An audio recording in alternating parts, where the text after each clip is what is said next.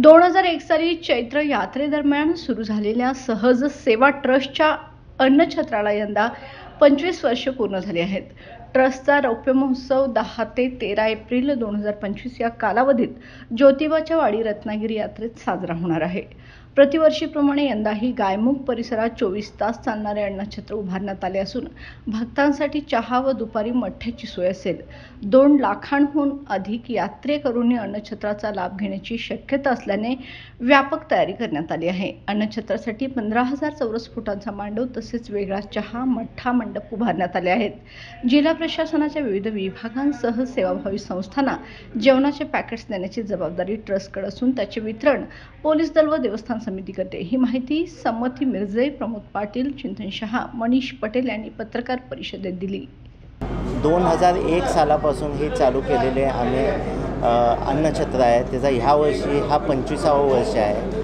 10 तारीखपासून 13 तारखेपर्यंत ज्योतिबा डोंगरावर गायमुख येथे आपलं सहज सेवा ट्रस्टचं अन्नछत्र हे 24 तास चालू राहणार आहे.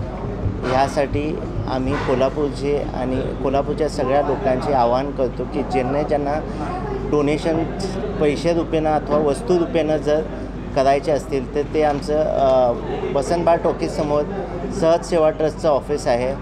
इकडं येऊन डोनेशन्स द्यावे. आमचा QR कोड पण आहे. QR कोडवर UPIनं पण पेमेंट त्यांनी करू शकतात.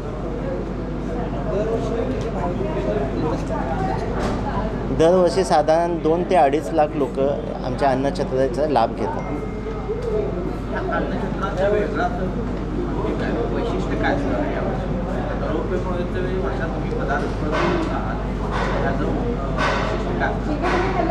वैशिष्ट्य जसं काही नवीन आम्ही काही ह्या वर्षी पण केलेलं नाही, पण दरवर्षीप्रमाणे जे आम्ही परंपरा चालू ठेवलेली आहे त्या हिशोबानं चालू राहणार आहे.